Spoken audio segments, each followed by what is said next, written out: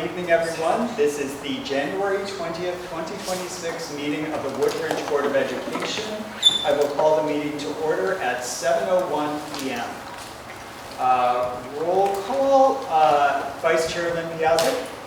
Present. Secretary Sarah Del Creek is en route. Jackie Capiello. Here. Megan Knatzer. Here. Jeff Hughes. Here. Mike Strambler is not yet here. Sarah Vilcar. Here. Aaron Williamson. Here. And I'm the chair, Stephen Lawrence, and I'm here too. Staff in attendance are Christopher Montini, our superintendent, Donna Kuhn, our director of business and operations, Carrie Borcherding, our director of special services, and Lisa Sherman, our principal, Cheryl Toffel, assistant principal, Matthew Mitruka, assistant principal, and Marcia DiGennaro, clerk of the board. All right, if everyone, and Mike Strambler has joined us at 7:02. All right, if everyone would stand, please, we'll say the Pledge of Allegiance.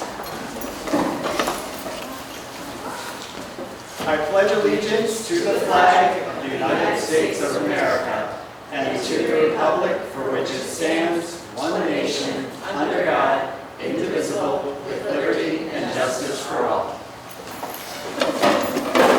All right, we will return to correspondence as soon as Sarah Beth is here.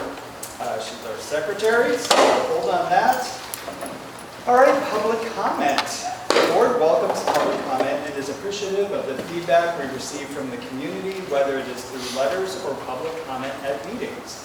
If you're making a public comment at tonight's meeting, please be aware that the board will not respond to any comments made during the public comment period, except to clarify issues.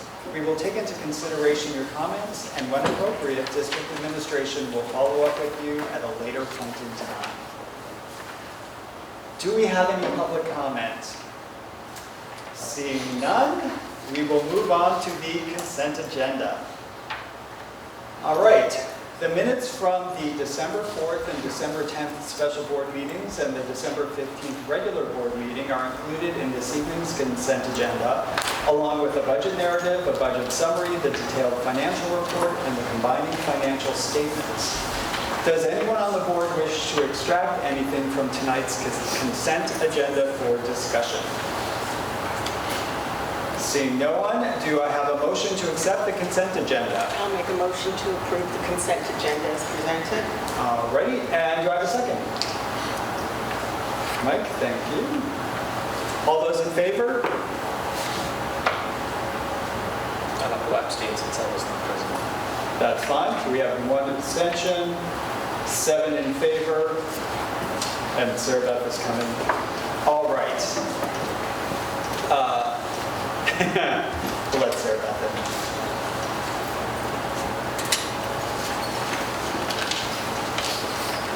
Sarah Beth, I can give you a minute to sit down, or I can say, so, any correspondence? All count in public. All right, very good. With that, let's move along to reports. First, we'll begin with the superintendent's report. Thank you, Chairman Lawrence. Good evening, members of the board, the audience, greater community watching from home. I'd like to begin by extending my congratulations to our newest board members. I know I did this last time, but tonight, Jackie Capiello, Megan Knatzer, and Sarah Vilcar joined the board for the first regular monthly meeting. Congratulations also to Sarah Beth Del Creek and Dr. Michael Strambler for their re-election to the board. Lynn Piazza, to her election as vice chair, Stephen Lawrence to your election as chair, and Sarah Beth Del Creek as secretary. One of the things that I learned quickly and continue to see every single time that I meet and engage with this board is the track record of commitment, steady leadership, thoughtful advocacy, which have strengthened this school and supported the success of every student. I look forward to continuing that work with this board. Enrollment. So our enrollment currently stands at 869 curious, kind, and perhaps today a little chilly students. That's 2 more students than we reported last month. and 2 students less than the 871 we had last year. So all things considered, very close to the enrollment last year. If we didn't have that smaller bubble in K, we would have 30 to 40 more students, a little closer in line with some of the projections. So enrollment and class sizes are really good. Just a reminder that we, as you know, we're in budget season. Our budget presentations to the Board of Finance and Board of Selectmen begin tonight.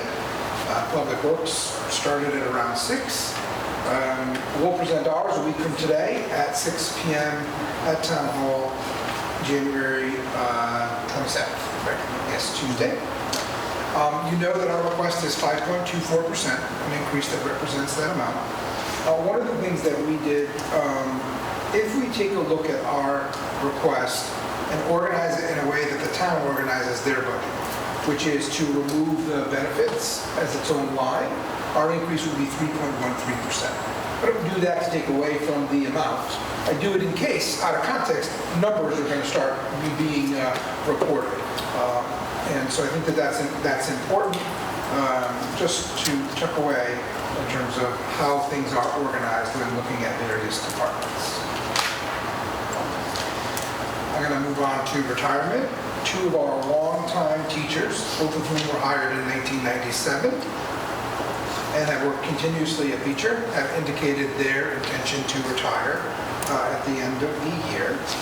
Sue Samadello, a special education teacher who has been with us for 29 years, will retire at the end of the school year. Dan Chase, a 4th grade teacher, who's also been with Beecher for 29 years, will retire. While I didn't have the pleasure of knowing either as well as I would have liked, those who know Sue speak of the deep commitment and care that she has for her students and the lengths that she goes to ensure that all students are engaged. Those who know Dan speak of his integrity and dedication, where teaching was a higher calling for him. They speak of his multifaceted talents as a teacher, a baker, an artist, a Renaissance man, if you will. On behalf of the administration and the board, I extend my heartfelt gratitude for their service to the students of this community, wishing both Sue and Dan a happy and healthy retirement filled with all that you wish. And we'll accept as a board their retirements later on in the agenda.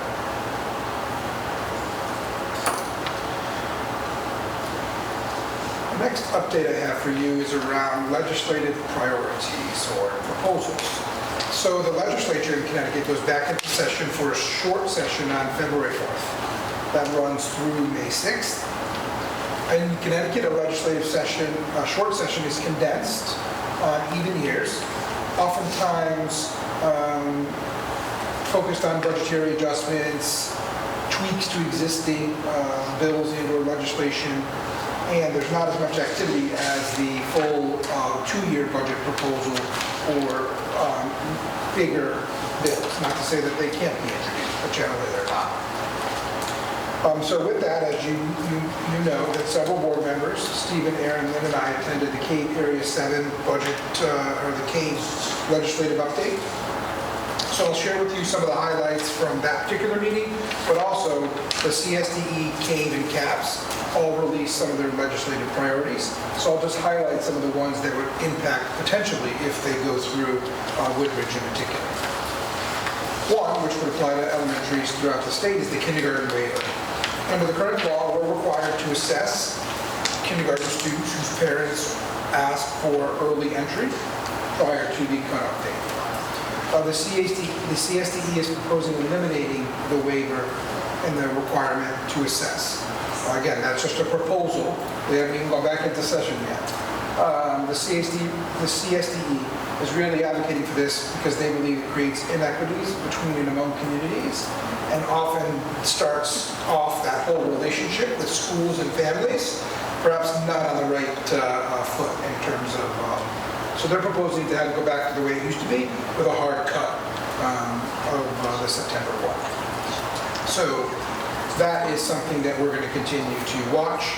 Because the session ends after this year, that would be really for the following year, because we already would have assessed all of these folks. Essentially, that's also another unfunded mandate, by the way, on additional assessment. The State Department is also proposing changing the district of responsibility when it comes to open choice and PPTs. So they want to shift it from the receiving district to the sending district. So essentially, in the case of open choice participation in New Haven would run the PPT and we would have a representative attend, as opposed to the opposite, which is we hold the PPT and a representative from New Haven comes.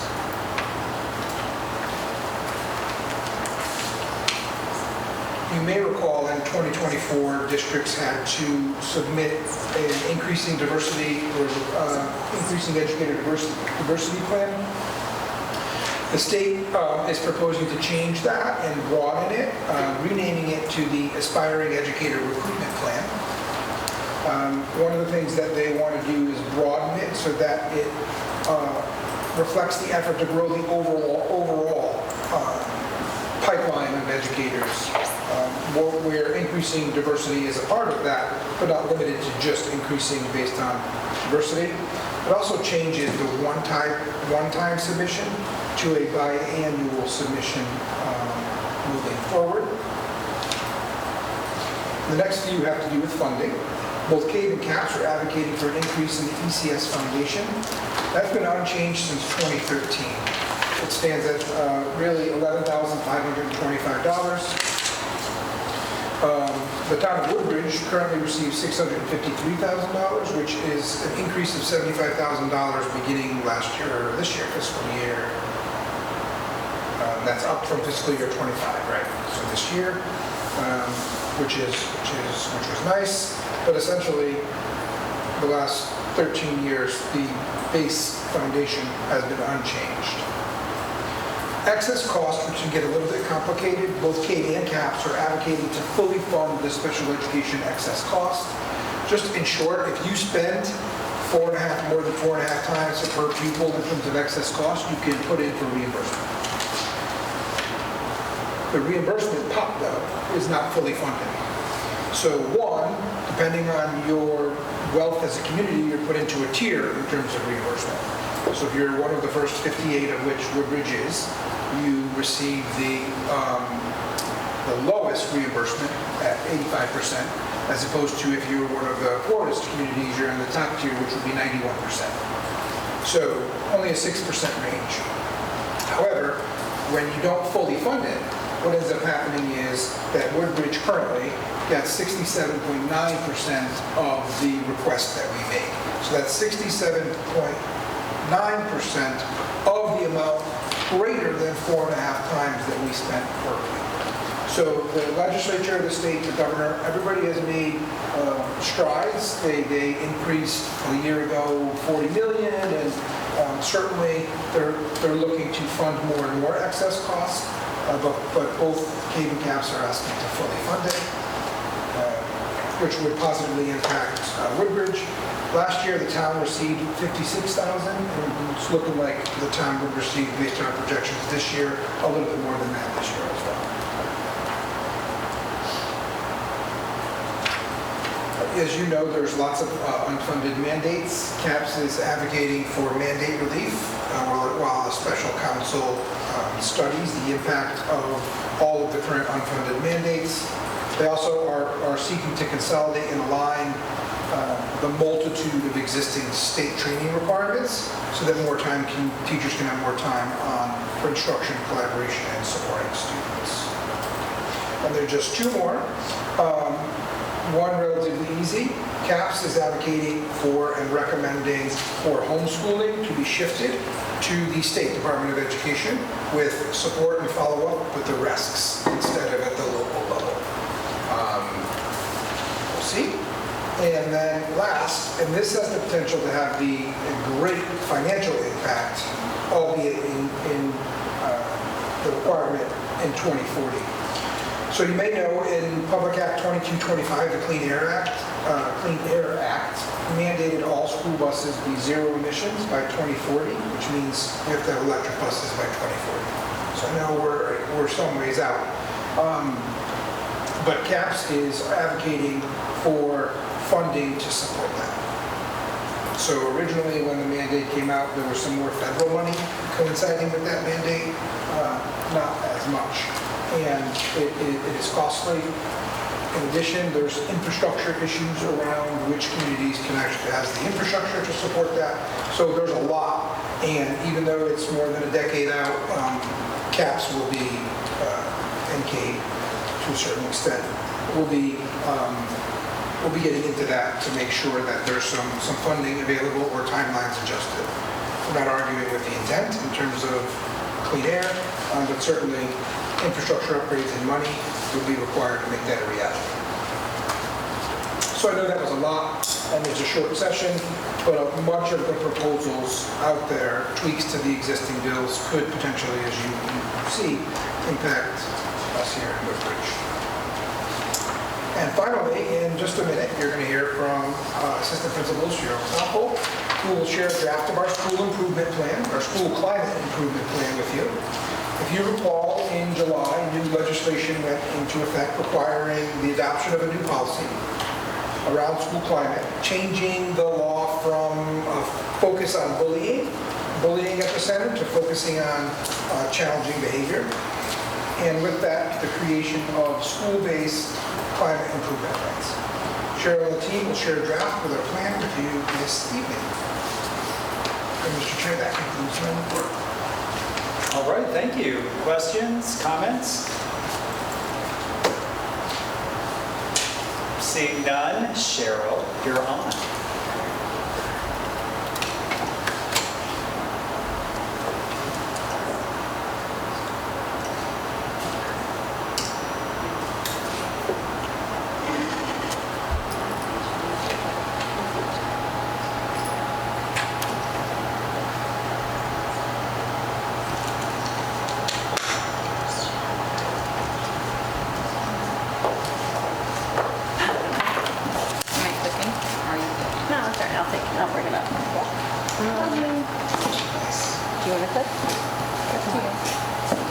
Well, because there's a couple things I want to click on. Okay, hang on.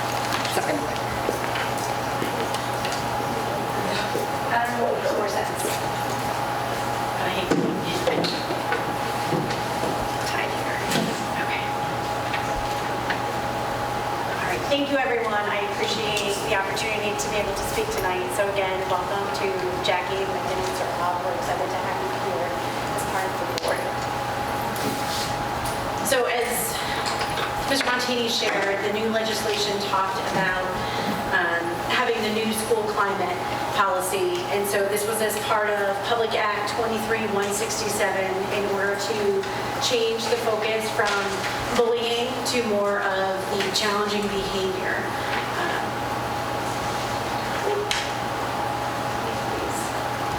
So the overview of the school climate plan, it needs to include several things. It has to have the new school climate policy, which was adopted at the May 20th Board of Ed meeting.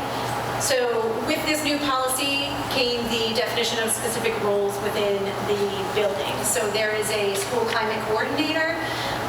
Typically that's at the district level, and so we're looking at different roles. I'll get into a little bit more of that as we go on. So there's a school climate coordinator, a school climate specialist. There's still the school climate committee, which we had had in the past. It takes into account the school climate survey. From this work, we've built a school climate plan, and part of these other requirements include having training requirements with a focus on restorative practices. These are things that we already have started to put into place. It also aligns with our work that we've been doing in years past with responsive classroom, and it aligns with some of the SEL work that we'll get into later on. So it really combines each of those pieces nicely. We also have work that has been focused on by our wellness team with the CARES initiatives. To really focus on the 5 SEL competencies, and I'll share a little bit more about that. One of the big changes is the difference and shifting from previous bullying investigations over to dealing with challenging behavior. And part of that was a requirement for each district to come up with or adopt different reporting forms. So there are new reporting forms for reporting challenging behavior, investigating investigating challenging behavior and a response notification for challenging behavior. And I will share out what that form is in here. So just as an overview, some of what I've already said. So this new policy was adopted as policy 5131.911 at the May 20th Board of Ed meeting. And what the school climate, some of what we've already worked on was adapting those forms to be able to fit Beecher Road School. So a lot of it is similar to what the state had provided as examples. But that was something that we had worked on together. And again, those forms do in fact replace the previous bullying forms. So this new state climate plan, for the school climate plan, it really focuses on the 5 school climate standards in the state of Connecticut. So while I know this was a lot on the page, I'm not going to read it all to you, but looking at this, it's really about having a shared vision for promoting and sustaining a positive school climate, thinking about the environment and the restorative school environment. And so that piece is really important because that's at one of the tenets of the new plan is to focus on building relationships, and then when some type of harm is done, whether that's verbally or anything else, that's where we're working on that restoring those relationships. So it's the focus on that. And so it's not only having policies in those, but it's really looking at what our practices are. And so that's the third piece, which we're talking about the community practices. And the fourth piece is to create a school environment where everyone is safe, welcomed, and supported, and feel that they're included in all of our events. This is something that I think Beecher does a really great job with, but it is another focus of one of the 5 standards. And then the last piece is that we continue to cultivate a sense of belonging. As I mentioned before, so the school climate rules that we identified them last year, but we have new administration in the building now. So our school climate coordinator is Mr. Matthew Madruga, and I am the school climate specialist. It defines out the individual roles, but we are interesting here when we think about being a one school district. So typically, your school climate coordinator is going to be at the district level where you're overseeing school climate plans for all of the buildings within a district, and you're looking at policy across an entire district and creating reviewing policies set by the Board of Ed. And so they would typically in a traditional district would be somewhat more at the central office level. We're different here.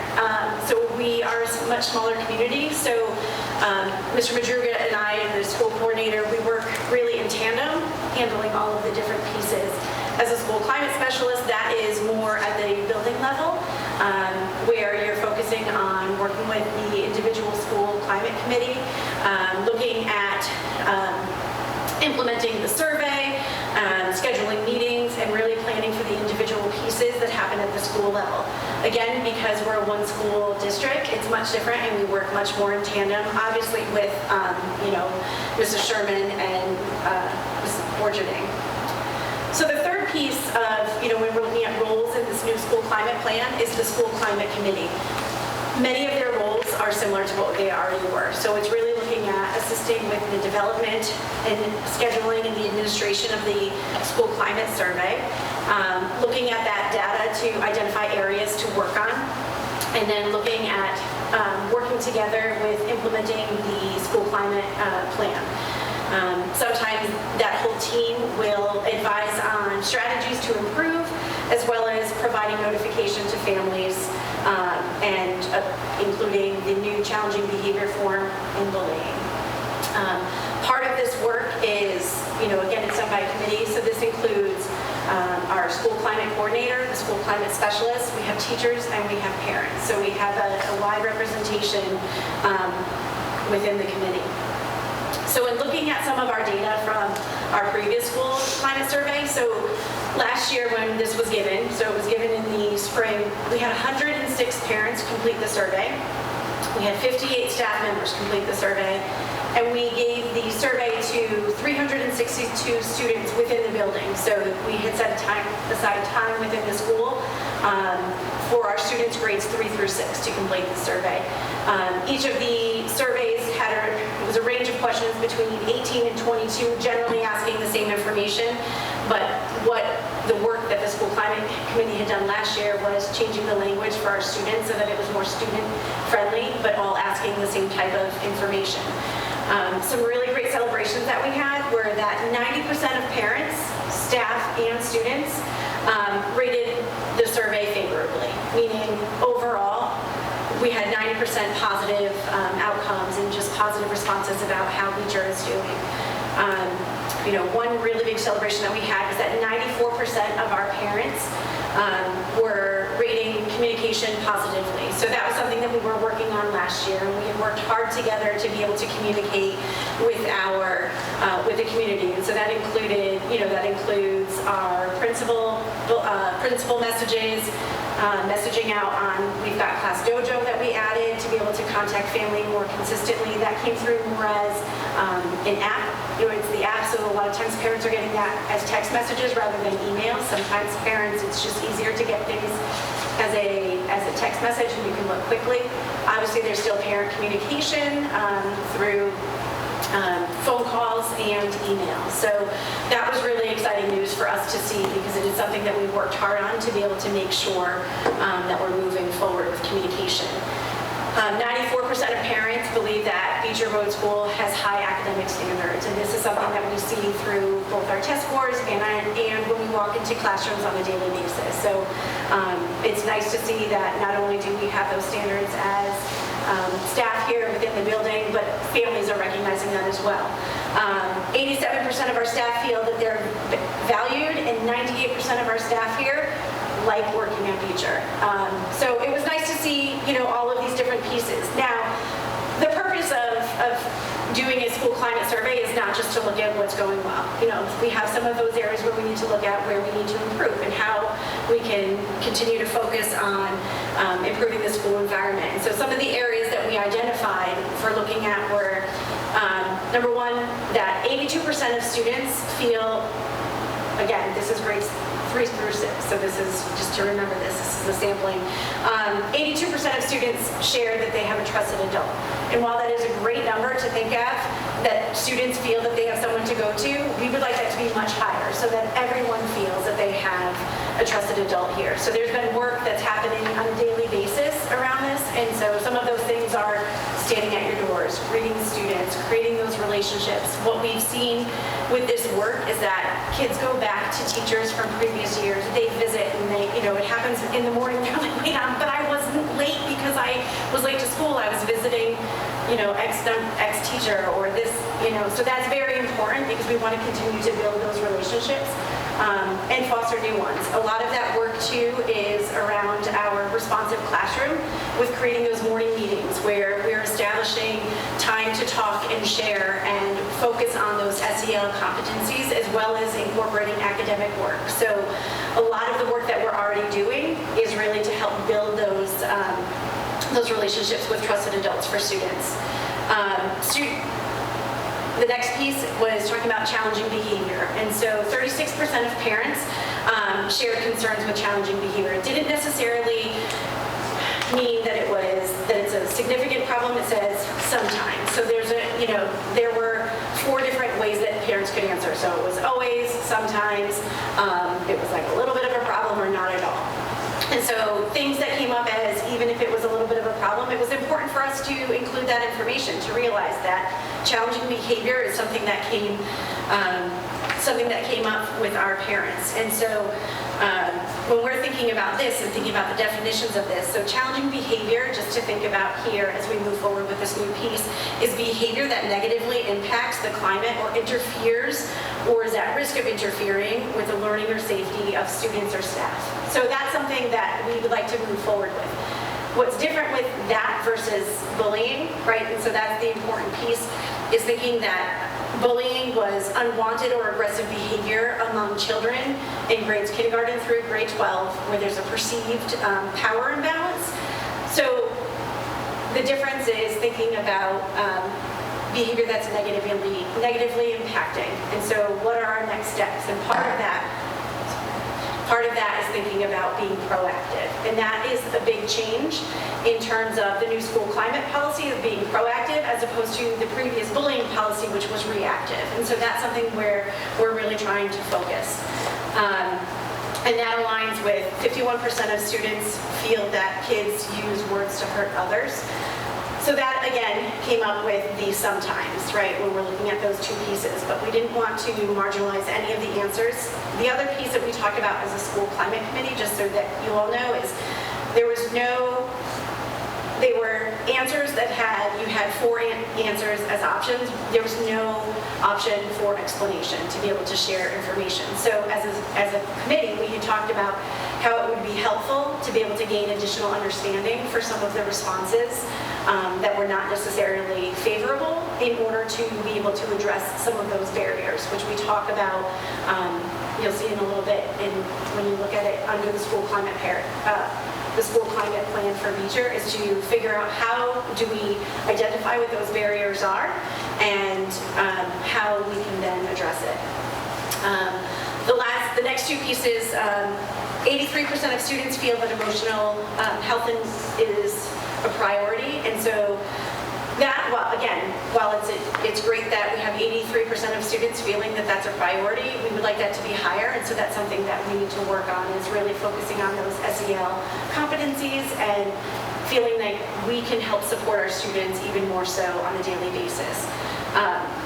And this last piece where 56% of staff feel inappropriate use of technology. So again, this was another one of those questions where it would have been helpful if there was an explanation or for staff to be able to elaborate on what that was. In speaking to staff as the school climate committee and just in conversations, what we found was it wasn't necessarily that students were on inappropriate websites or they were doing things that were wrong, is that in our older grades, when we're thinking about this, sometimes kids were maybe on a website for games when they should be focused on, perhaps a science curriculum, or, if they were doing research for something. So just being on different websites. One way that we're working with this is our technology team has worked strongly together with the 5th and 6th grade teams using,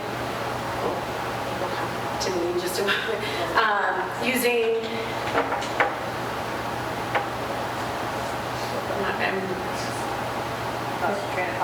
I did. I can't think of the name of the program. It will come to me in just a second.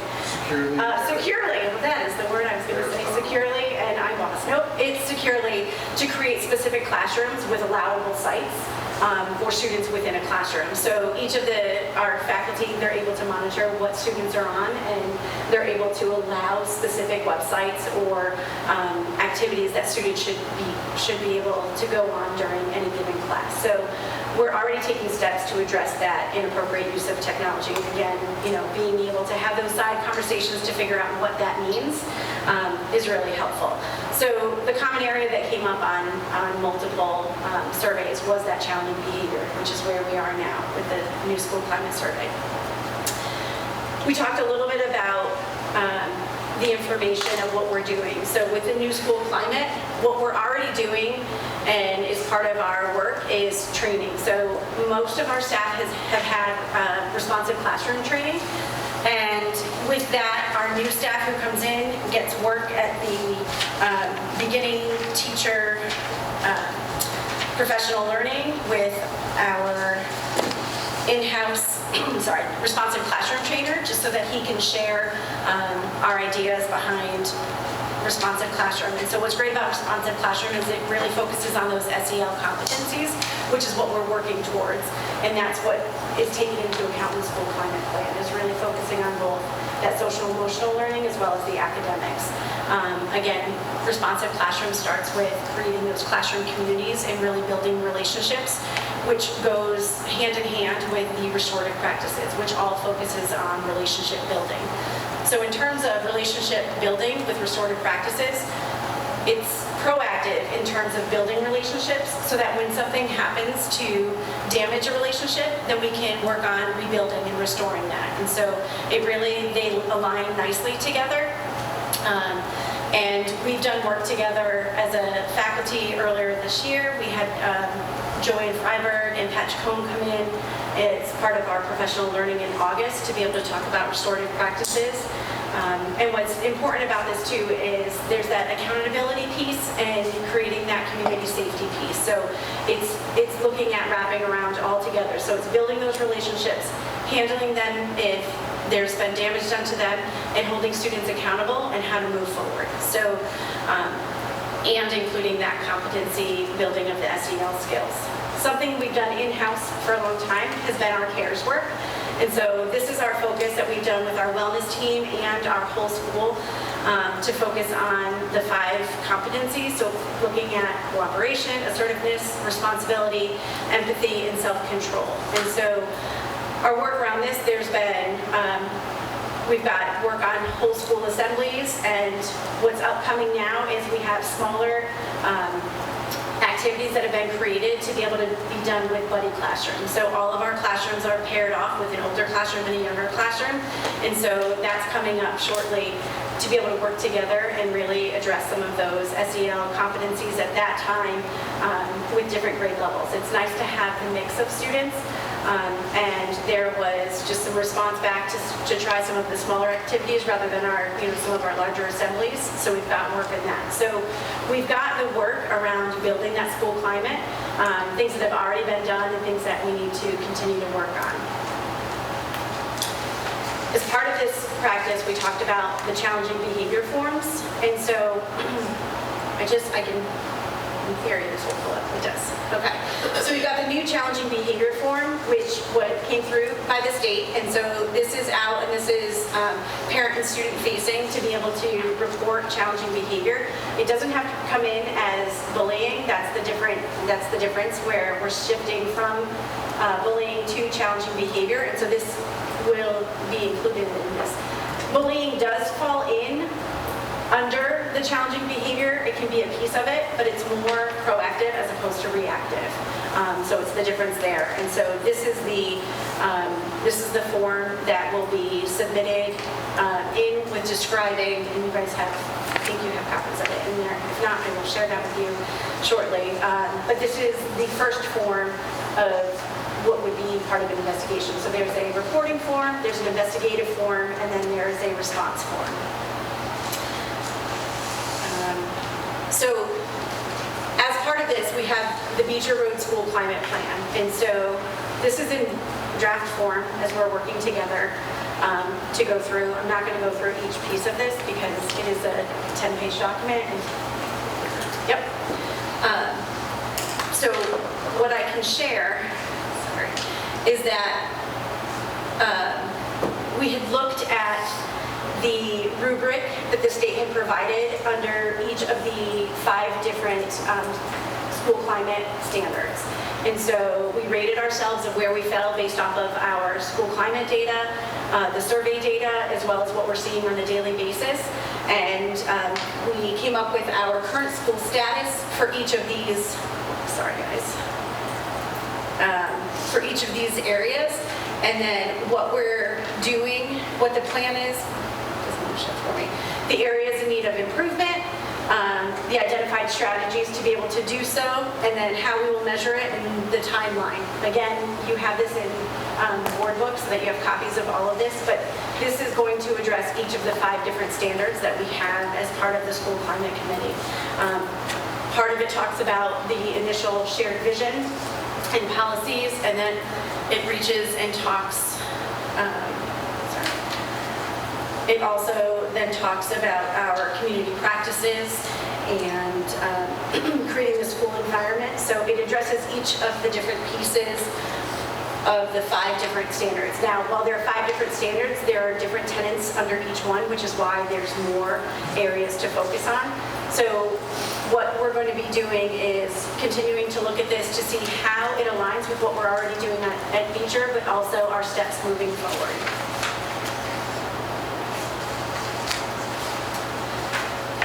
A timeline of sort of where we've been and where we're going is we're looking at each of, I'm not going to go through each of these pieces, but looking at, giving the school climate data of the survey, reviewing it, appointing our new coordinator and specialist. These are things that have previously been done, starting to look at some of the training and the work that we need to do, completing the school climate rubric, which is what we had done in order to create the draft of our plan. Our SEL work that we're currently doing that is also, it's already happening, and additional work that needs to be done. Oops. And then sharing our next steps with parents in the school community. In general, next steps, without looking at a timeline, are really meeting again as a school climate committee and identifying, additional areas that we may need to work on, or areas that are not, areas that are already in maintenance based off of the school climate plan that you see, to share this on the district website, to review all of the forms and protocols with staff. We want to continue to work on the CARES work and the SEL. And we want to continue to support our teachers with the responsive classroom strategies. And then later on, we will re-administer the school climate survey, and then continue to do additional restorative practices, restorative practice work for both our faculty and for administration. We've got some new administration just to be able to share all of that work. So I know Mr. Martinez said I would be brief, and I was not, but I'm sorry. It is a lot of information, and please feel free to go through it. I'm happy to answer any questions, and if I don't have those answers for you now, I'm happy to get them and share back additional information as needed. So thank you so much, and I appreciate it. Thank you, Cheryl. Yeah, that was a lot. A lot of work. Board members, questions, comments? I was, for the kids surveys, do you ask at all, especially I'm thinking of like the mean comments or whatever, bad language, like whether that's happening on the bus or in classrooms or at recess? So we did. On that one, it was just a broad question, but that is something that as a school climate committee, we were talking about to really be able to define where some of those areas are, to add in sort of follow-up questions. When we designed this survey last year, we were really trying to think about, these are kids doing this, and we didn't want it to be, 60 questions long when, we could get random answers as opposed to having more specific information. But that is something, there are a few questions where we do think that there's a space to either include like follow-up information or ask another question to be able to identify where that's happening. So we hadn't as of yet, but it is something that we want to consider.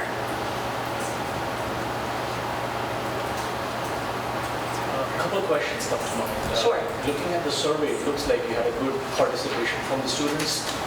More than 50% participated in the survey. Right. Any thoughts on how we can improve the responses from parents to get more feedback from the community? And the second question is, how often do you envision running this survey so that we can have like a proactive monitoring of the trends? Right. So that's a great question, and it is something that we've already talked about both as a school climate committee and with our administration. So one of those pieces is to provide additional opportunities for parents to potentially complete the surveys in-house. So we're thinking about potentially setting up a room where we have computers available, potentially during conference time, to be able to have access to the surveys where it's quick and easy. Obviously parents can share out and do it at home, but we want to be able to provide times where parents are already here, where it may not take so much additional time. I think there's more information where we can share out and just messaging around with Class Dojo and thinking about, letting parents know, hey, this is coming, and just sort of that follow-up communication to be able to share. So that is something that we would like to increase because, with 676 students that we have here, having 106 parents fill out the survey, it would be great to have a significantly greater percentage of parents sharing this. So that is something that we want to talk about. We also had talked about having an increase in staff participation because if you look at it, only 58 staff members completed the survey. So that's something that we've already talked administratively about, setting aside time at a faculty meeting where we want to say, hey, listen, this is what's happening now. We can do it because we really want to get in order to address the school climate and improve that, we need to get buy-in and just information from all stakeholders. And so having it from 58 members of the staff or 106 members of the community it's a great start, but it's a start, right? And so that's something that we are looking at to try to improve that. So those are things that we do want to work on moving forward. In terms of the kids, we were able to implement that in every grade level that we put it in. We had classroom teachers do it. So that's why our numbers were a great job, and were significantly larger with 300 plus students doing that.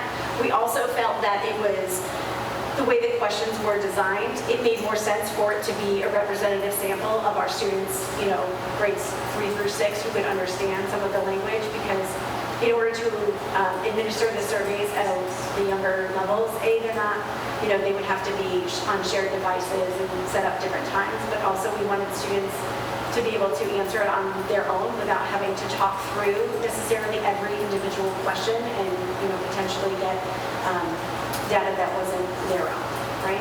So we have ideas. And sir, I'm sorry, what was the second part of that question? How often do you envision administering the survey? Officially it's biannually, so it would be every 2 years, but it doesn't mean that we can't do some of the work. If you look on our school climate plan, we do have ideas to do informal surveys to be able to share and get a pulse. Well, it wouldn't be, the same as doing a full school climate survey. To be able to get some of that information would be helpful. Thank you. Just to follow up on the survey. Yeah. So I think it's a great idea, first of all, to carve out some time during faculty meetings to get faculty participation. I think you can, majority of faculty agree that way. And the student survey and the parent survey, I know we've done different surveys throughout my time on the board, and so just so I understand, we created a new survey last year, right? Are all of those items on that survey new, or any of them? So some of them were similar. Okay. Some of them were similar to previous questions that were asked, and so in my time we've used SurveyMonkey as the vehicle to be able to do the survey, but previously they had done different surveys. They used Panorama in the past, they used an in-house Google Forms, so there's a number of different pieces, but when we developed those questions from last year, we really looked at previous surveys to be able to look at, what were important pieces, as part of the school climate, and also looking at the overall school climate to be able to determine some of the questions. So some of them were similar, but they weren't verbatim the same, under each from previous surveys. But I will say that the questions that were on them were very similar for both parents and guardians, staff, and students. We just, for the student survey, we created it in, student-friendly language to be able to ask the same questions. Okay. I think one thing that we might consider is, remember when we were talking about the Panorama survey, one of the things that we liked about that was not all the questions, the items of the survey were useful, but one of the things that was attractive about it is that they had national benchmarks that we can compare ourselves to. So that might be something to consider as you're thinking about adding, new items or changes to the survey this year. Is something like that, something to having some kind of benchmark to compare our numbers to. But I think probably the more important thing for us would be able to have some data that we can look at longitudinally, so having some consistency in the survey items. Yeah, absolutely. One of the things that we can do, and I'm not familiar with the nuances of how the questions were changed, but we might be able to look and see if the constructs are close enough, or we can still look at constructs over time in terms of belonging and et cetera. Yeah, and we've used Panorama. One of the things that's nice about Panorama is if you use them and you have access to the questions that were vetted, you don't necessarily have to pay in the future for their platform, which is somewhat expensive. But you're right. They have psychometricians who created and tested out those questions. Yeah. Was this the survey that was called communication survey in the spring? Or was that different? It was a different survey. So this was the school climate survey. There was a separate survey just around communication. And both of those went out in the spring, right? released them. This one went out later. This one went out. This went out in like June. This one went out in June, which that's something else that we were considering, just the timing of it, because, at that point in time, we're thinking about transition from one year to the next. And so these are all pieces, well, I didn't mention, these are all considerations that as a school climate committee, as a, administrative cabinet, we were talking about what we could change in time-wise to be able to have an increased participation as well. Yeah, I think you might consider spreading them out, pushing one up several months in advance of the other, to get more data, more live. Agreed. Any other questions, comments? Cheryl, thank you again. Fabulous you. job. All right. Now you'll be, we have Ms. Sherman, ERS update.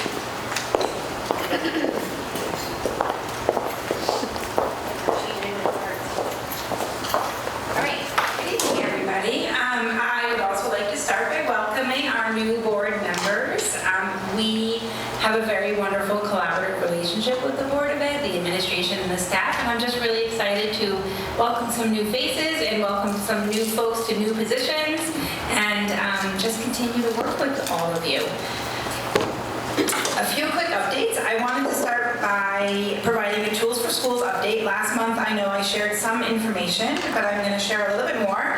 Our Tools for Schools committee officially... Long way. Thanks, Stephen. Our Tools for Schools committee completed their building walkthroughs recently, and I am really, really pleased to share that our retired health inspector shared some really positive feedback about Beecher Road School. I'm actually going to quote him directly so you can hear exactly what he said. He said, overall, the school is in excellent condition due to the efforts of everyone involved. The maintenance team deserves to be recognized for their effort and successes. And it is the Tools for Schools team that enables everyone at Beecher Road School to have the ability to voice their concerns and be listened to. The team is excellent at objectively reviewing every concern and evaluating each of them.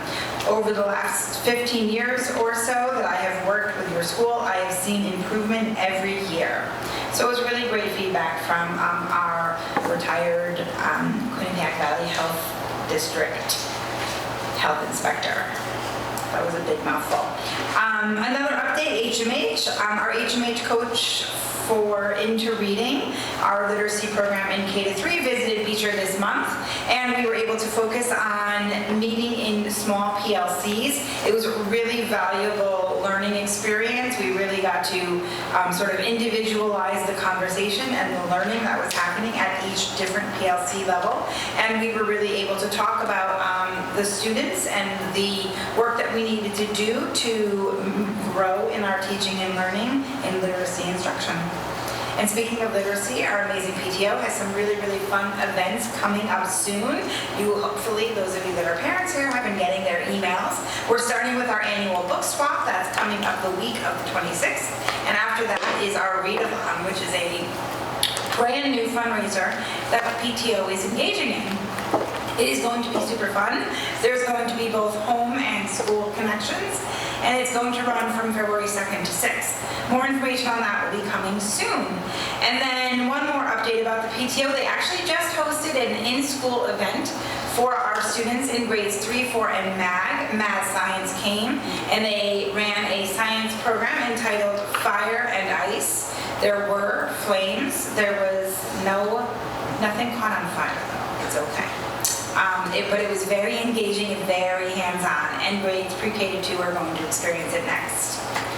In the math world, our math specialists recently presented to the curriculum committee about math instruction at Beecher Road School. One of the things that they really focused on during their presentation was what math instruction really looks like at Beecher today, and they spent a lot of time talking about some new learning our staff are engaging in called Building Thinking Classrooms. And Building Thinking Classrooms is just a methodology of instructing that encourages students to talk and collaborate and solve rigorous problems. And of course, our math specialist also shared information about our curriculum, which is going to be posted on our district website soon. It might already be there. I didn't actually check, so sorry. But it will definitely be there very soon if it's not yet.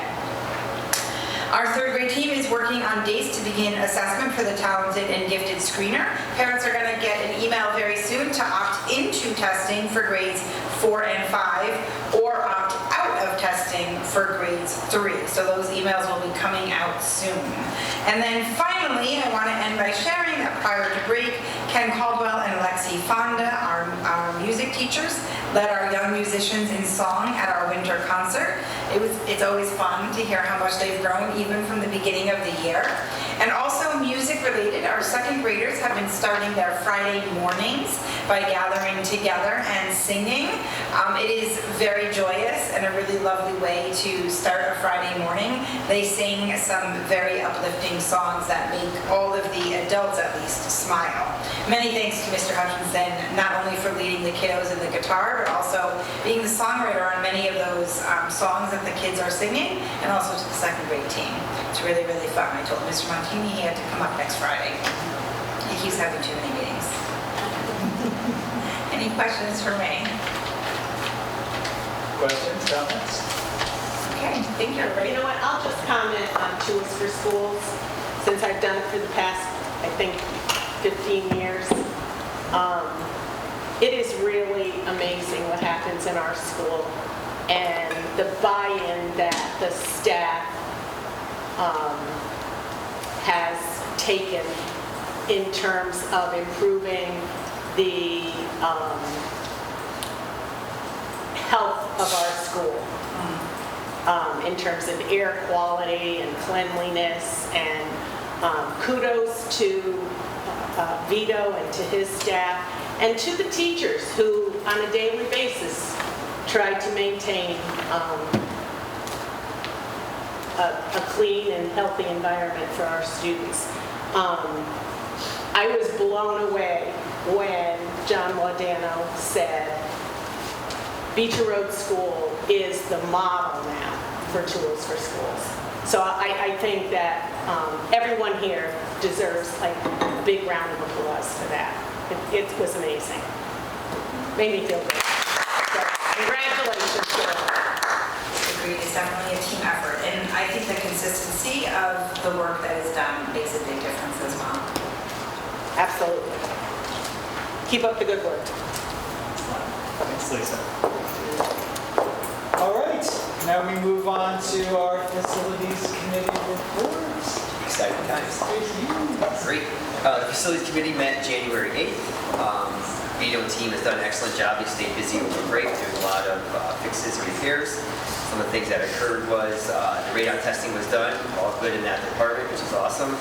All the HVAC air filters were changed out, so that took place as well. Over Thanksgiving break, there was a large backup in the kitchen. Vito and his team handled that along with some contract work, but keep in mind our aging infrastructure, instances like that will continue to happen. Also happened was our Annihilator green cleaning system was installed, which is awesome. It's essentially allows Vito and his team to create their own cleaning and disinfecting supplies. I think there'll be more to follow once it gets implemented, but exciting times. Hopefully some cost savings there and some environmentally friendly cleaning going on, which is awesome. Also, we're keeping our eye on possible roof issue, not in the new roof area, the existing roof. So more to follow on that, but it is on everyone's radar. Again, instances like this continue to occur with our aging roof. As we all know, we only did about a quarter of our roof recently. We had a failed computer board in our chiller that has been replaced. Also, there was hot water feeding into our cold water line, so a large backup check valve will have to be replaced. Also, all the numbers of valves and different parts will also have to come into place with our aging infrastructure. And also noted too was our existing thermostats throughout the building all need to be replaced. They're now obsolete. I think we have one estimate just to replace one is $2,800 per thermostat.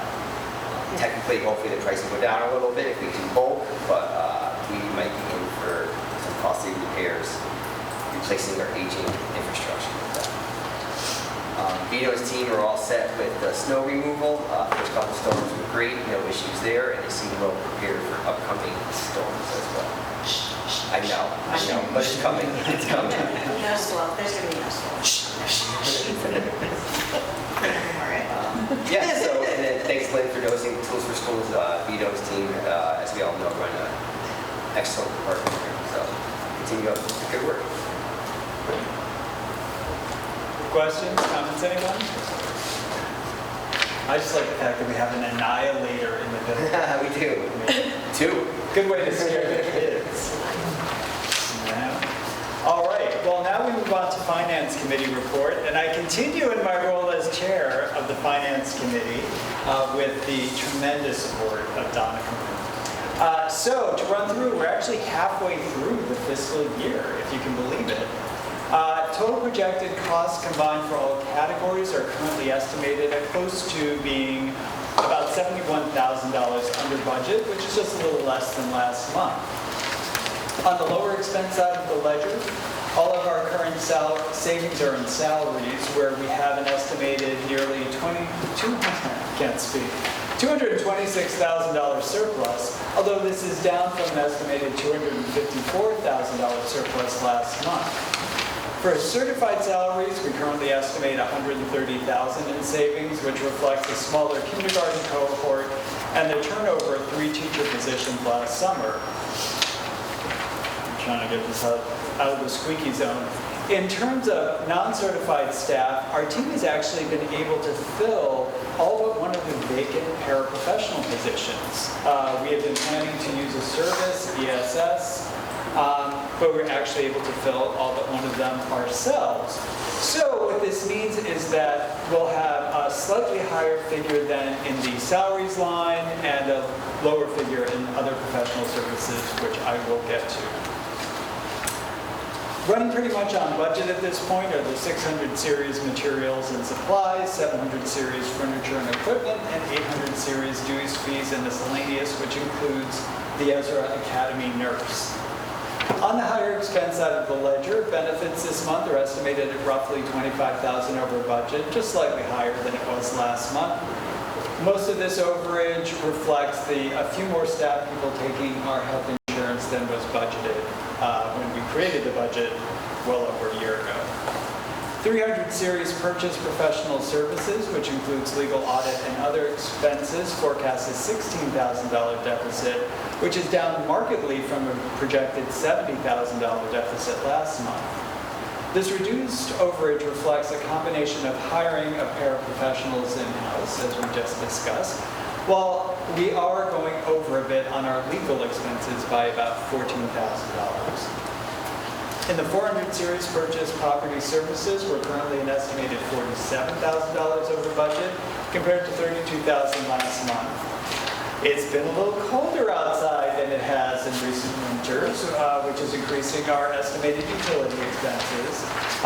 Of course, it also bears noting that most of this overage results from the increase in our microturbine maintenance agreement, which we discussed in detail a few months ago. Finally, other purchase services, the 500 series is the student transportation, tuition, and interns. We're currently running an estimated $67,000 over budget, which is up somewhat from the estimated $54,000 over budget last month. Updated estimates of projected transportation and fuel costs, as well as open choice revenue, account for this difference. Donna, anything you care to add?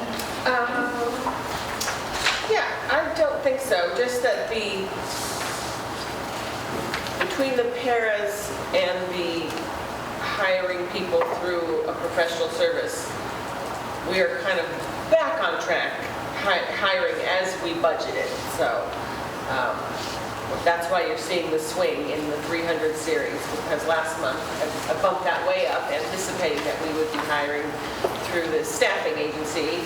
Whereas, it's like you make plans one way and the other thing happens. So we've been able to hire in-house, which is great. So that's why those things, we had a swing between the 100s and 300s. But overall, the bottom line is very similar to last month. Yeah, it'd be great if that presages what the future will hold in terms of hiring paraprofessionals. That said, any questions or comments? All right. Well, then we will move on to the policy committee report, and I think there's some adopting we need to do. We do. All right, we have a lot, so I'm just going to read them, and then because we have some new people, I'll just do a brief overview of if anything changed, just so you know. I'm going to move that we adopt policy 2000, which is concepts and roles and administration as submitted. We didn't make any changes to this policy. We're just acknowledging we reviewed it at this point. Okay, do we have a second? I'll second. Any discussion? All right, all those in favor of approving the policy, signify by raising. It's unanimous. All right. All right, I move that we adopt policy 2100, administrative staff organization as submitted. And again, no changes, just acknowledging we looked it over and are happy with it. Do I have a second? Mike? All right, any discussion? All those in favor? I was waiting on you, Jeff. Let's go. All right, we're good. I move that- Unanimous. I move that we adopt policy 2111, equal employment opportunity as submitted. Again, no changes, just a review. Okay. Do I have a second? Megan? Any discussion? All those in favor? All right, unanimous. All right, 2120, I move that we adopt, nope, I'm skipping one. I move that we adopt policy 2112, professional development as submitted. Again, no changes. Do we have a second? Jackie. All right, any discussion? All those in favor? Unanimous. All right, now we're on, I move that we adopt policy 2120, organization chart. This one we did revise. We had the actual chart for the organization with titles and names, and so instead we took that chart out. We're going to post that on our website, and we just put the policy language that came from CABE, kind of talking about that we do have an org chart and that the superintendent will maintain it and all of that. So it's vague language saying that yes, we will have this. We have it. And we have it, and it will be posted. But we didn't put the chart in the policies because the chart changes. Is there a second? Mike? Any discussion? All those in favor? All right, unanimous. I move that we adopt policy 2121, lines of responsibility as revised. We didn't make any substantive changes to this. As we've been going through it, we've been trying to take out the he/she everywhere. It's like everywhere. And then we just changed functions in the district program to their job responsibilities, but nothing substantive. Do we have a second? Lynn? And any discussion? All right, all those in favor? Unanimous. I move that we adopt policy 2130, job descriptions as submitted. It's exactly the same, no changes. Do I have a second? Megan, thank you. I'm sorry, who was this? Oh, Megan can answer. I'm sorry, I shouldn't That's say. okay. I did my job better. Then you need to poke me. I was trying to move things along. Any discussion? All those in favor? Unanimous? All right. I move that we adopt 2131, superintendent of schools. As revised, again, we changed the his, her to just more broader their language. They were very specific in saying curriculum guides and textbooks, and we just replaced that with curriculum because that encompasses textbooks. We also use other things like magazines or other things in our curriculum. We just want it to be all encompassing. And we deleted the term in our schools. Can I forget what? As part of the same sentence, because we don't have multiple schools, so we deleted in the schools, plural. But other than that, nothing substantive. All right, is there a second? Megan? Got you down. Thank you. Megan can answer. Discussion? All in favor? It's unanimous. I move that we adopt policy 2131.1, appointment of designee for superintendent as submitted. There were no changes. And is there a second? Jeff, I'll give it to you. Nice to see this side stepping up. Any discussion? Seeing none, all those in favor? Unanimous? All right. I move that we adopt policy 2140.1, superintendent succession, as submitted. Here we made some minor tweaks. This is succession planning. It was very specific, like 3 final candidates. And we just thought the policy itself should be a little broader to give us flexibility as we do this. And as we always do, we removed all mentions of CAVE or any other associations. Is there a second? Mike's grant. All right, discussion. All those in favor? Unanimous? I move that we adopt policy 2210, administrative leeway in absence of board policy, as submitted. We made no changes. Is there a second? Jeff Hughes. Looking the wrong way. Discussion? All those in favor? All right, unanimous. I move that we adopt policy 2220, representative and deliberative groups, as revised.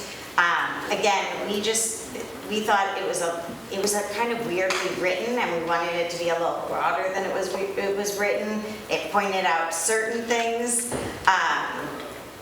that we should have in these groups, but not other things. And so we decided to delete what was in there and keep it broader, where it's creating these groups is really a mechanism to foster good communication within the staff. Do I have a second? Sarah Beth. Finally. Should have that. I know, it's like, really? Discussion? All those in favor? All right, it's unanimous. Okay, I move that we adopt policy 2230, reports and record keeping, control and communication channels and systems, as revised. We really just renamed this because to be in correlation with what is at CAVE, we had it titled all of this, and so now it's just controls and communication channels and systems, and then remove some no longer needed legal references. All right, is there a And second? added some others. Oh, sorry. Sorry, added other references that were needed. A second? Jeff? All right, discussion? All those in favor? Okay. I move that we adopt, it was unanimous. I move that we adopt policy 2231, policy and regulation systems, as revised. Again, we retitled this to be in alignment with CAVE, so people could find the policy if they were looking for it. Great. Is there a second? Thank you, Megan. Any discussion? All those in favor? All right, unanimous. I move that we adopt policy 2400, evaluation of administrators and administration, as revised. And really, the only revision were to the legal references. And is there a second? Mike? Oh. Mike beat you. Any discussion? All those in favor? All right, it's unanimous. Erin, as always, you do amazing work during that committee. Thank you. We'll be meeting again soon. Yes, we will. All right, that brings us to the CAVE liaison report. Sarah Beth. Okay, so on Wednesday, March 11th is the CAVE on the Hill, CAVE Day on the Hill, which Lynn, Vonda, Donna went last year. That's right. I We did not marched go last there. year. That's right. We did get an opportunity to meet with Representative Wieslander, which was nice while we were there. So if you're interested, mark that day. It had some beneficial parts, right, Donna? Would you agree? Yeah. No, it was. And then I'll just mention 2 webinars that are coming up. There's a finance webinar in February 25th, and a best practices for financial oversight on March 19th. I don't know, Stephen, you might be interested in one of those. Those are always from 12 to 1:15. And then Those are nice because they're just webinars, you know, Yeah. you can be eating your lunch and watch And it. if you sign up, I think you automatically get the link to. You get the watch link, it, right. too. Yeah, so. And then board member handbooks. Did they already, are they getting them? What is it? We gave to our new board members? Okay. Yes. Okay. Well, They've been reading it diligently before they go to bed. I read mine. Cover to cover. Oh my gosh. Any Fantastic. questions or comments? Seeing none? All right, upcoming meeting presentations. The next regular board meeting will include a presentation on STEAM. And I'd ask board members to reach out to Chris if there's anything specific you would like to have addressed during that presentation. Monthly announcements of upcoming meetings. This is the Lynn Piazzik template, I will just have you all know, which is awesome. On Tuesday, January 27th at 6 p.m., as Chris mentioned, he'll be presenting the 2026-27 budget to the Board of Selectmen and Board of Finance. I plan to be there. I know Lynn will be there. Everyone else who can come, it's just great to have the support. Yeah, it's always nice to have people sitting there being supportive. Yeah. So, and also to hear the questions they're asking. On Monday, February 2nd at 4:30, the Policy Committee will be meeting. Wednesday, February 4th at 4 p.m., the Curriculum Committee will be meeting. On Monday, February 9th at 4:30, the Finance Committee will be meeting. And the next regular Board of Education meeting is scheduled for Monday, February 23rd at 7 o'clock, which is a week later than usual due to the President's Day holiday on the 16th, and it will be held here. All right, that brings us to new business. All right, we, as Chris noted in his report, we have 2 retirements that will be coming up. Actually, who makes the motion to? I will. Okay. I move that we accept the retirement of Daniel Chase, effective June 30, 2026, with regret. And is there a second? Sarah Beth. Sarah Beth. All right. All those in favor? With regret. It's unanimous. All right. And I'll make a motion that we accept the retirement of Susan Simonello, effective June 30th, 2026, again, with much regret. And is there a second? Megan Knatzer. Thank I'm sorry, who was this? you. Megan Knatzer. All those in favor? Again, unanimous. I'll just make a comment about both of these individuals who were my colleagues when I taught here. Fine additions to our staff and brought so much to the students that they worked with. Dan, as Chris pointed out, is indeed a Renaissance man, and he always amazed me with his talents. I'll never forget the Social Action Committee cookie sale where he and his family cooked these amazing cookies. It looked like a bakery.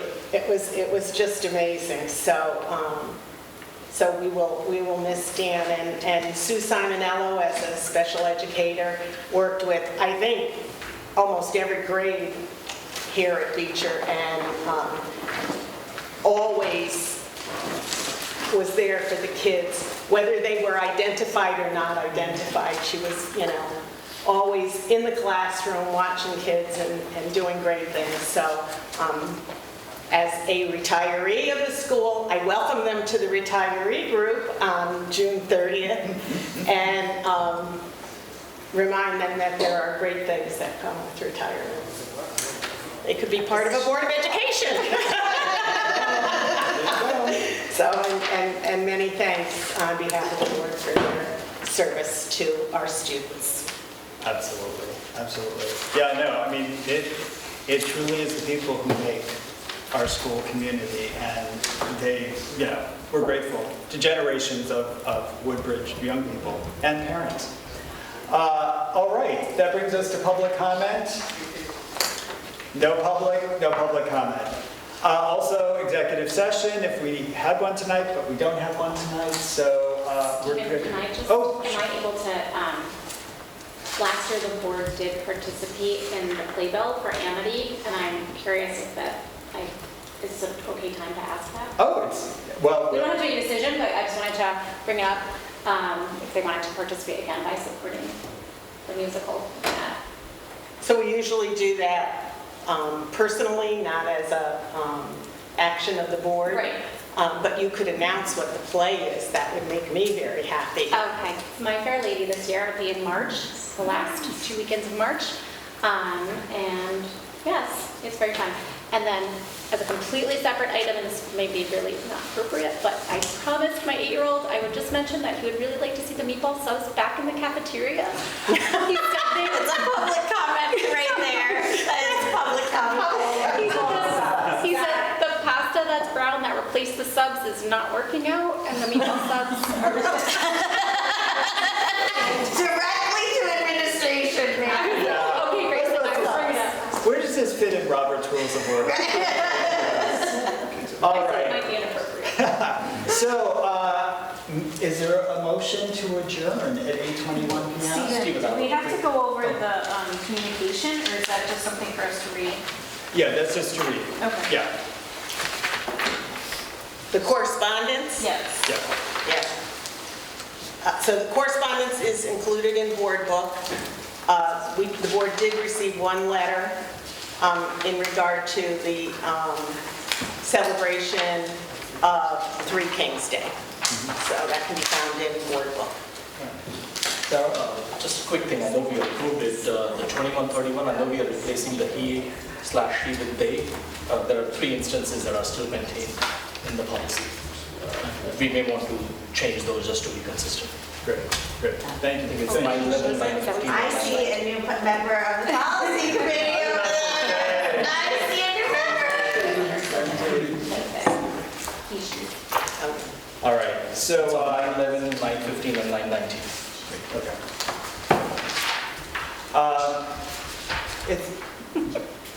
Okay. Do I have a motion to adjourn I'll make the motion to adjourn at at 8:23? 8:23. Do I have a second? Yeah? Everybody. Oh, I was looking at everybody. All those in favor? Once again, unanimous. All right, thank you, everyone.